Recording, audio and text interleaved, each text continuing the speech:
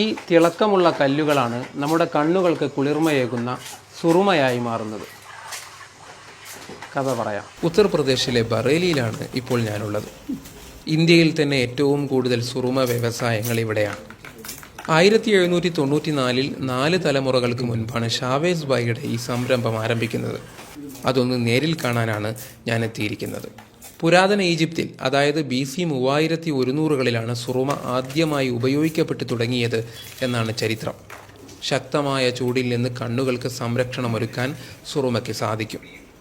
മുഗൾ കാലഘട്ടത്തിൽ രാജകീയ സദസ്സുകളിൽ സുറുമകൾ സൂക്ഷിക്കാൻ പ്രൗഢമായ സുറുമദാനികൾ ഉണ്ടായിരുന്നു. നമ്മുടെ കണ്ണുകളിൽ ഉപയോഗിക്കുന്ന വസ്തുവായതിനാൽ ഈ കല്ലുകളെ ഏറ്റവും നേർമയുള്ള പൊടികളാക്കി മാറ്റുക എന്നതാണ് ഇതിലെ ഏറ്റവും പ്രധാനപ്പെട്ട പ്രോസസ്സ്. അതാണ് ഇവിടെ നടന്നുകൊണ്ടിരിക്കുന്നത്.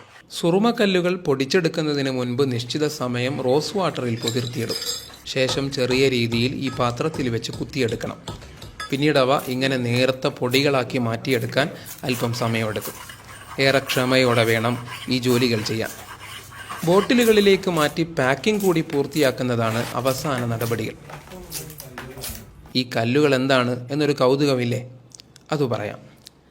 ആൻറ്റിമണി സൾഫൈഡിൻ്റെ പ്രകൃതിദത്തമായ ലോഹരൂപമാണിത്. ഇതിന് സ്റ്റിബിനൈറ്റ് എന്ന് പറയുന്നു. മൊറോക്കോയിലെ അറ്റ്ലസ് പർവ്വതമാണ് ശുദ്ധമായ സ്റ്റിബിനൈറ്റിൻ്റെ പ്രധാന ഉറവിടം. പർവ്വതത്തിൽ നിന്നും ഖനനം ചെയ്തെടുത്താണ് സുറുമ നിർമ്മാണത്തിനായി ഇത് ഉപയോഗിക്കുന്നത്. സൂര്യൻ്റെ അൾട്രാ വയലറ്റ് രശ്മികളിൽ നിന്ന് കണ്ണുകൾക്ക് സംരക്ഷണം നൽകുക എന്ന ലക്ഷ്യത്തോടെയാണ് ആദ്യകാലങ്ങളിൽ സുറുമ ഉപയോഗിച്ചു തുടങ്ങിയത്. പിന്നീട് അതൊരു സൗന്ദര്യവർദ്ധക വസ്തുവായി കൂടി കണക്കാക്കപ്പെട്ടു.